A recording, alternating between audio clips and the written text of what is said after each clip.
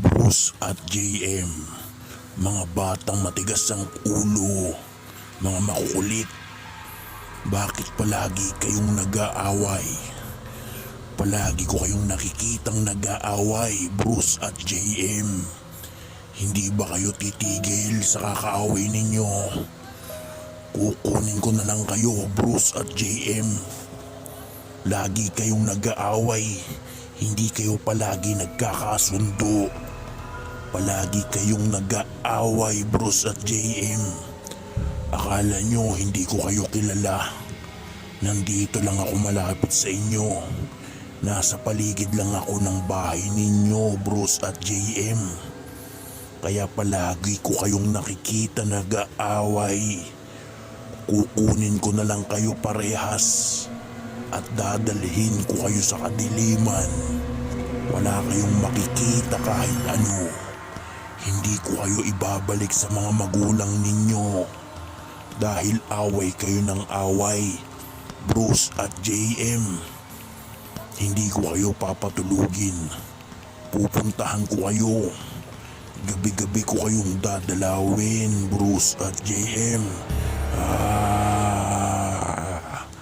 Hindi nyo ko basta-basta makikita. Nandyan lang ako sa bahay ninyo.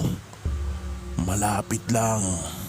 Kung hindi kayo magpapakabait, Bruce at JM, gagawin ko lahat ng mga sinabi ko. Hindi ko kayo patatahimikin, Bruce at JM. Mangako kayong dalawa sa akin na kahit kailan hindi na kayo mag-aaway. At kung hindi, paparusahan ko kayo, Bruce at JM. Naiintindihan nyo ba? Kitang-kita ko kayo kahit saan. Kahit kailan, anong oras. Alam ko mga ginagawa ninyo. Matulog kayo ng maaga, kumain kayo sa tamang oras. Huwag kayong gagamit ng cellphone at lalong-lalo na wag kayong mag-aaway. Kapag nakita ko kayong nag-aaway, pupuntahan ko kayo agad-agad. Hindi ko kayo patatawarin, Bruce at JM. Naiintindihan nyo bang dalawa? Sisiguraduhin kong mapaparusahan kayo. Doon kayo sa kadiliman. Hindi na kayo makakauwi, Bruce at JM. Malaman ko pa na nag-aaway kayo.